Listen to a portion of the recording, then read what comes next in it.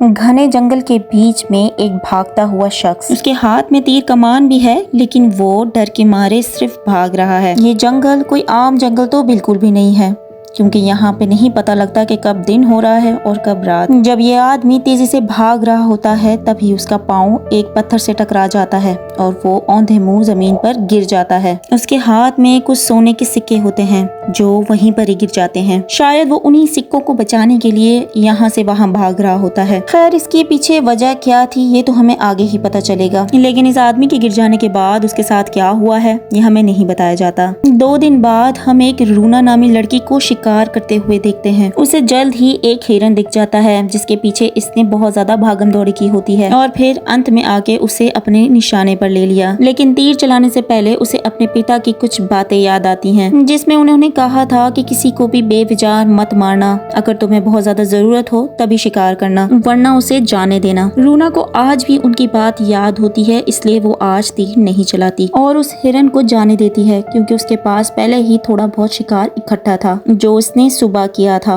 रूना इस जंगल में अकेली नहीं रहती, बल्कि उसके साथ उसकी बहन, उसकी माँ और दादाजी रहते हैं। पर उसके पिता उसके साथ नहीं रहते, क्योंकि वो कई सालों पहले इसी तरह शिकार पर गए थे, पर वो वापस कभी नहीं आए। रूना की हर रात इसी इंतजार में गुजरती है कि शायद उसके पिता एक दिन वापस आ जाएंगे, लेकिन उसके दादाजी का कहना है कि वो मर चुके हैं, वो वापस नहीं आएंगे। पर रूना और उसकी बहन को उनकी बात पर विश्वास नहीं। उन दोनों को इसी बात पर यकीन होता है कि वो जिंदा हैं और वो यहीं कहीं आसपास हैं और वो छुपकर उन्हें देख रहे हैं। दरअसल रूना की छोटी बहन एंजल को अपने पिता से बहुत ही ज्यादा लगाव था, इसीलिए उन दोनों को इस बात पे भरोसा ही नहीं कि वो जिंदा नहीं है। दादाजी भी एक दिन शिकार के दौरान अंधे हो गए थे, लेकिन वो अभी भी इस परिवार की रक्षा कर रहे हैं और उन दोनों को सही रास्ता भी दिखाते हैं। वहीं रूना की माँ रूना को नदी के पास भेजती है कुछ मछलियाँ पकड़ने के लिए, ताकि वो अपना पेट भर सके। रूना ने उनकी बात मानी और चली गई। जब वो वहीं नदी किनारे बैठी हुई थी तभी उसकी आंखों में अचानक अंधेरा छा गया। एक निशान उसे बार बार अपनी ओर खींच रहा था। तभी वो देखती है कि उसका पूरा परिवार खून से लथपथ है। तभी वो देखती है कि एक शख्स उसके पास खड़ा है। वो उसे कहता है कि उसके साथ चले, क्योंकि यहाँ पर उसका कोई नहीं है। जब रूना उस पूरी जगह को देखती है तो उसे ऐसा लगता है कि ये पूरी जगह कोई शमशान घाट जैसी लग रही है, क्योंकि हर तरफ सिर्फ और सिर्फ कंकाल ही कंकाल पड़े होते हैं। अचानक से रूना की आंख खुलती है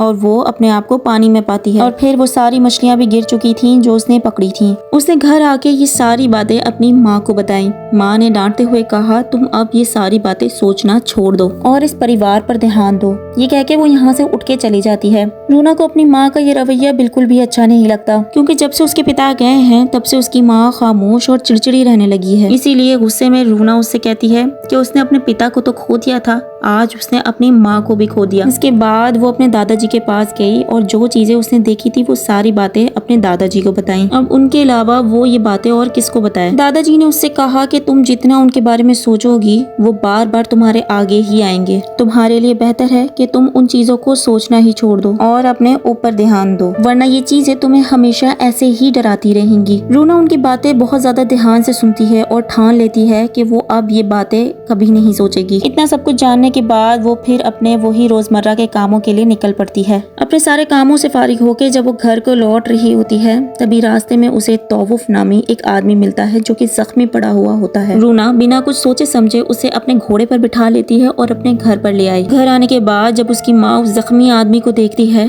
तो रूना पर बहुत ज्यादा गुस्सा करती है, क्योंकि ऐसे ही किसी अनजान आदमी को लाना उन सब के लिए बहुत बड़ा खतरा है, क्योंकि उनके पास अभी कोई मर्द मौजूद नहीं है जो उनकी रक्षा कर सके। पर रूना का कहना होता है कि वो जख्मी था और मर रहा होता है, इसीलिए वो उसे यहाँ पर ले आई। लेकिन उसकी माँ उसे बार बार यही कह रही होती है कि जितनी जल्दी हो सके इसको जंगल में छोड़ दो, यहाँ से ले जाओ। पर रूना को उनका ये अंदाज बिल्कुल पसंद नहीं आता। उसने जाते जाते ये बात कह दी कि अगर इसकी जगह पे मेरे पिता होते तो शायद आप ये बातें नहीं कहती। और तब जाके हेलन ने उसकी मदद करी और एक खास किस्म के फूल से उसके जख्म साफ किए और फिर उस पर टांके लगा दिए। तभी हमें पता चलता है कि उनके पास खाने के लिए अब कुछ भी नहीं बचा है। इसीलिए हेलन बिना बताए जॉन के घोड़े को लेकर बाजार चली जाती है और उसे बेचकर खाने के लिए कुछ चीजें लेकर आती है। इस बारे में वो किसी से कोई बात नहीं करती। 2 दिन बाद तोवुफ की आंखें हल्की हल्की खुलने लगती हैं। वो जब अपनी आंखें खोलता है तो वो सबसे पहले रूना की छोटी बहन को देखता है। वो फौरन जाती है दादाजी के पास और कहती है कि रूना जिस आदमी को लेकर आई थी उसकी आंखें खुल गई हैं, वो होश में आ गया है। तो वो फिर सबका शुक्रिया अदा करता है क्योंकि उन्होंने उसकी जान बचाई। उसके बाद वो अपने बारे में उन्हें बताता है कि असल में वो एक योद्धा है और शिकार के लिए निकला था, लेकिन किसी अनजान चीज ने उस पर तीर चला के उसे घायल कर दिया और तब से वो वहीं गिरा पड़ा था। बातों ही बातों में दादाजी ने भी उसे बताया कि उनका बेटा भी योद्धा था और ऐसे ही शिकार पर गया था, लेकिन कभी वापस नहीं आया। ये सुनकर तौवुफ ने उसका नाम पूछा और उन्होंने उसका नाम जॉन बताया।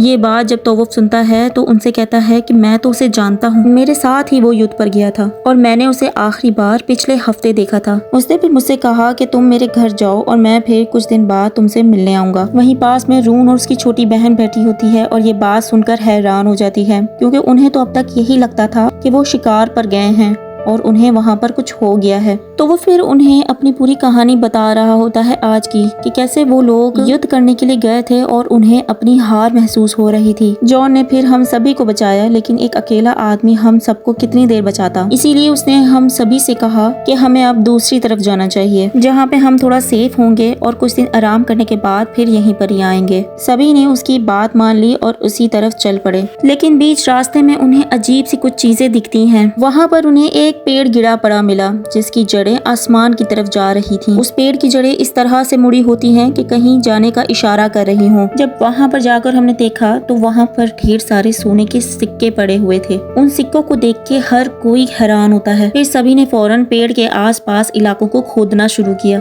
तभी वो देखते हैं कि वहाँ पर सोने के सिक्कों के साथ कुछ और भी गड़ा था।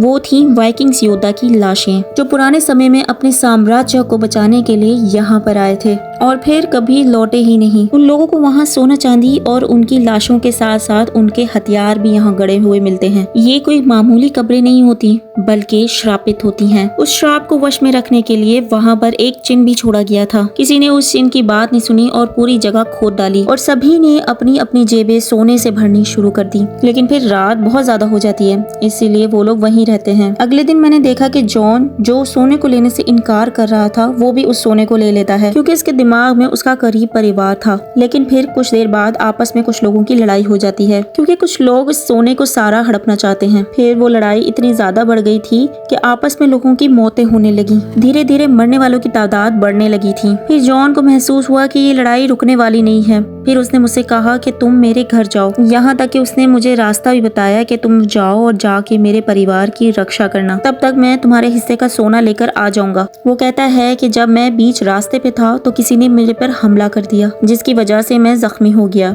लेकिन मेरी किस्मत अच्छी थी कि जॉन की बेटी ने मुझे देख लिया और वो मुझे यहाँ पर ले आई और मैं अब जिंदा हूँ आपके सामने। आखिर में जब ये सारी बात खत्म हो गई तब रूना ने पूछा अगर उसके पिता जिंदा हैं तो वो अब कहाँ हैं। तौवुफ बोला कि मुझे नहीं पता, मैं खुद हैरान हूँ कि वो अभी तक यहाँ पर आया नहीं। दादाजी को तो बिल्कुल यकीन ही नहीं हो रहा था अपने बेटे का सुन के, क्योंकि वो तो समझते थे कि उनका बेटा अब मर चुका है, लेकिन वो तो जिंदा है और वो इतना सब कुछ सिर्फ उनके लिए कर रहा है। तभी वहाँ पर हेलन आती है जिसे उसकी बातों पर बिल्कुल भी यकीन नहीं था। इसीलिए उसने कहा कि मैं कैसे मान लूं कि तुम सच कह रहे हो सकता है कि तुम भी सोने के लिए यहाँ पर आए हो और जब वो सोना लेकर आएगा तो तुम वो लेकर भाग जाओगे। तौवुफ ने कहा कि हो सकता है कि आपकी बात सही नहीं है। उसके बाद उसने जो गले में कोई चीज पहनी होती है वो उतार कर कहता है कि मैं थॉर की कसम खाता हूँ कि मैंने जो भी कहा सच कहा। फिर रूना फौरन उठती है और अपने पिता को बचाने के लिए जाने वाली होती है। तभी दादाजी उसे रोक देते हैं। धीरे धीरे समय बीतने लगता है और अब तौवुफ इनके परिवार का हिस्सा बनने लगता है और उसकी सबसे अच्छी बातचीत होने लगी है, जिसके चलते वो हर किसी के काम में उनकी मदद करता है। और फिर वो हेलन को कहता है कि वो बहुत बहादुर है क्योंकि वो अकेले ही सब कुछ संभाल रही है। रूना उसकी बात को सुनकर हंसने लगती है। फिर तौवुफ ने देखा कि रूना अपने तीर कमान की प्रैक्टिस कर रही होती है। वो उसे अपना एक्स सिखाता है और उससे पूछता है क्या वो उसे चलाना जानती है। जवाब में रूना कहती है कि नहीं। फिर वो उससे पूछता है कि क्या वो एक्स चलाना सीखना चाहेगी। उसने हाँ में जवाब दिया। फिर वो उसे एक्स चलाना सिखाता है और इसी दौरान इन दोनों के दरमियान बहुत अच्छी दोस्ती हो जाती है। एक दिन इन लोगों के साथ बहुत ही अजीब होता है। जब रूना की बहन बाहर खेल रही होती है तभी वो देखती है कि उसके पास कोई शख्स आ रहा होता है, जिसे देखकर वो चीखने लगी। उसकी चीख सुनकर सभी घर से बाहर आ जाते हैं। उन्हें पता चलता है कि वो तो जॉन है और वो उनके पास वापस आ गया है। हेलन उसके पास जाती है और फिर उसे फौरन गले से लगा लेती है। फिर उसके पिता जो उसे देख तो नहीं पाते लेकिन उसे महसूस जरूर कर पाते हैं। पर एक इंसान था जिसे कुछ ठीक नहीं लग रहा और वो थी रूना। वो अपने पिता से गले तो लगती है लेकिन उसका बर्ताव उसे बदला बदला लग रहा होता है। उसे ऐसा लगता है कि वो उसके पिता नहीं है बल्कि उनके भेस में कोई और है। उसी रात जब रूना सो रही होती है उसे फिर से वही विजन आते हैं। इस बार उसे एंजल दिखी जिसके मुंह से खून गिर रहा होता है। आसपास की चीजें सब कुछ पहले जैसी होती हैं। इतनी देर में उसकी आंख खुली और वो बिना कुछ बोले दोबारा सो गई। अगले दिन जब जॉन काम कर रहा होता है तभी उसके पास तावुल्फ आके उसी खजाने के बारे में पूछता है। वो उसे बताता है कि जब से उसे वो खजाना मिला था तब से उसने अपना वजूद ही खो दिया है। मुझे ऐसा लगता है कि वो चीज बार बार मुझे हासिल करना चाहती है। इतने में वहाँ हेलन आती है जो इन दोनों की बातें सुन रही होती है। उसने तावुल्फ को वहाँ से जाने को कहा और खुद थोड़ी देर जॉन के साथ समय बिताने के बारे में सोचा। जब तावुल्फ रूना के पास गया तो वो भी उदास बैठी हुई होती है। वो उसे बताती है कि उसने कुछ दिन पहले जितने भी ट्रैप लगाए थे जानवर को फंसाने के लिए वो उसमें फंस तो जाते हैं लेकिन फिर खुद ही आजाद भी हो जाते हैं। ऐसा लगता है कि मानो किसी को पहले से ही पता है कि मैंने कहाँ पर ट्रैप लगाए हैं और फिर मुझे अपने पिताजी पर विश्वास ही नहीं हो रहा कि वो वही हैं जिनसे मैं सालों पहले मिली थी। तावुल उससे कहता है कि वो अभी युद्ध से आए हैं, हो सकता है वो परेशान हो, उन्हें तुम थोड़ा टाइम दो,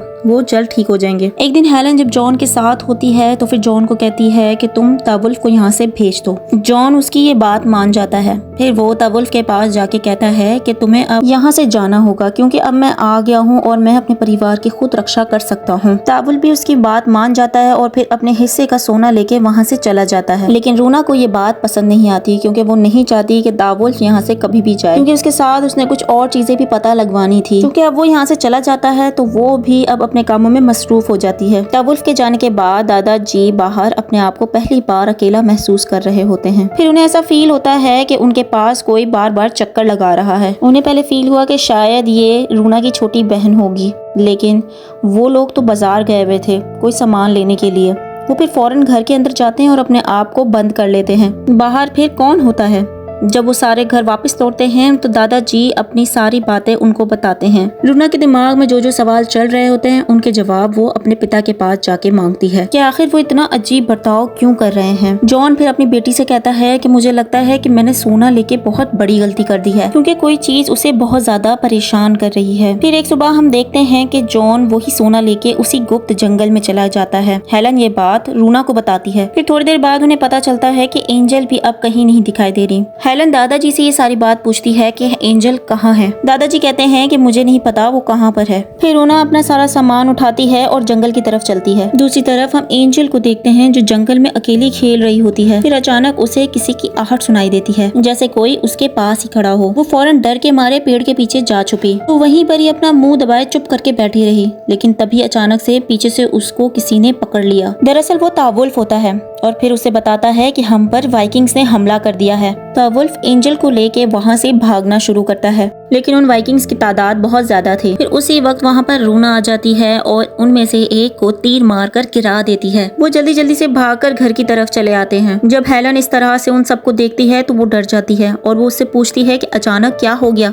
तावुल्फ ने उन्हें बताया कि वो लोग वाइकिंग्स जाग चुके हैं क्योंकि हमने उनकी कब्रें खोद दी थी और अब वो अपने हिस्से का सोना लेने के लिए वापस आ रहे हैं। हमसे बहुत बड़ी गलती हो चुकी है। जॉन तो सारा सोना लेके यहाँ से चला गया और मैंने भी अपने हिस्से का सोना वहाँ पर जाकर दोबारा दफन कर दिया था, तो अब ये लोग यहाँ पर क्या लेने के लिए आ रहे हैं। उसी दौरान एक फ्लैशबैक दिखाया जाता है जहाँ पर जॉन अपनी छोटी बेटी को सोने का एक पीस देता है। उसने उस सोने के पीस को लॉकेट बनाकर अपने गले में पहना हुआ था। इसके बाद उसकी मॉम उसे कहती है कि ये इस सोने को अपने पास संभाल कर रखना क्योंकि ये तुम्हारे पिता की निशानी है। इस बात को सोच सोच के एंजल ने एक ऐसा कदम उठा लिया था जो शायद उसे नहीं करना चाहिए था। दरअसल उसने उस सोने के पीस को निगल लिया था, वो भी किसी को बिना बताए। इस बारे में अभी किसी को पता नहीं होता, इसलिए रूना कहती है कि हमें लड़ना चाहिए, लेकिन तावुल्फ उसे मना कर देता है क्योंकि वो लोग बहुत ज्यादा ताकतवर होते हैं। उनके पास ऐसी शक्तियां हैं जिसकी वजह से वो हमेशा के लिए अमर है, वो नहीं मर सकते। इसीलिए हमें दिमाग से काम लेना होगा। तभी उन्हें पता लगता है कि वो लोग बस यहाँ पर पहुँचने ही वाले हैं।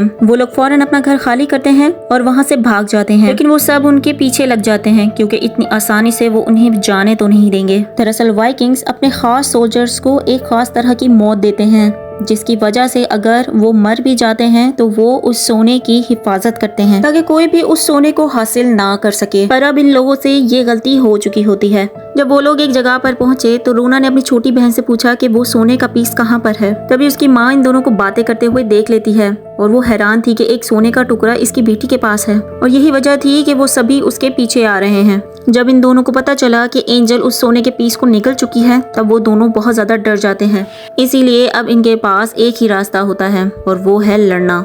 रूना अपनी माँ को कहती है कि वो एंजल को लेके यहाँ से चली जाए। वो और ताबुस दोनों ही इन लोगों से लड़ेंगे। हेलन और एंजल भाग के थोड़ा ही रास्ता तय कर पाते हैं। तभी अचानक एक वाइकिंग आता है और भाले से एंजल को मार देता है। हेलन फिर अपनी बेटी को गोद में लेती है और बहुत ज्यादा रोती है। फिर वो फौरन सोचती है कि ये लोग तो उसकी बड़ी बेटी रूना को भी मार डालेंगे। वो फौरन भागती है और रूना के पास आती है। फिर ये तीनों एक पत्थर के पीछे छुप जाते हैं। तभी उन्हें सामने से एक वाइकिंग दिखाई देता है जो उनके पास आ रहा होता है। पर असल में ये तो जॉन होता है जो पूरी तरह से उनके वश में होता है और उसकी आंखें पूरी तरह सफेद हो चुकी होती हैं। यही सब कुछ रूना भी अपने ख्वाब में देखा करती थी। फिर हम देखते हैं कि बाप बेटी दोनों आमने सामने खड़े होते हैं एक दूसरे पर तीर कमान तानते हुए। फिर तभी रूना बचपन का वो गाना गाती है जो अक्सर उसके पिता उसको गा के सुना रहे होते थे, जिसको सुनकर जॉन फौरन होश में आ जाता है और अपना तीर कमान छोड़ देता है। और फिर उसके होश में आते ही सारे वाइकिंग्स भी गायब हो जाते हैं। वाइकिंग्स अचानक से गायब क्यों हो जाते हैं, इसकी वजह और होती है क्योंकि वाइकिंग्स ने एंजल के पेट में से वो सोना निकाल लिया था और वो लेके वहां से गायब हो जाते हैं। और इसके साथ ही ये कहानी यहाँ पर खत्म होती है। वीडियो अच्छी लगी हो तो इस वीडियो को लाइक लाजमी करना और मेरे चैनल को सब्सक्राइब करना नहीं भूलना। मिलते हैं अगली वीडियो के साथ। This is explainer point.